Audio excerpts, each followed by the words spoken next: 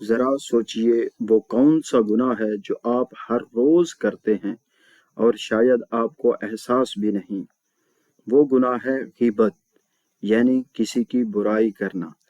آپ کسی دوست کی برائی کرتے ہیں، گھر والوں کے سامنے کسی کا مذاق اڑاتے ہیں، یا کسی کی غیر موجودگی میں اس کی خامیاں بیان کرتے ہیں، تو یاد رکھیں یہ وہی گناہ ہے جس کے بارے میں اللہ تعالیٰ نے فرمایا ہے کہ جب کوئی بندہ کسی دوسرے کی غیبت کرتا ہے تو ایسا ہے جیسے وہ اپنے مردہ بھائی کا گوشت کھا رہا ہو۔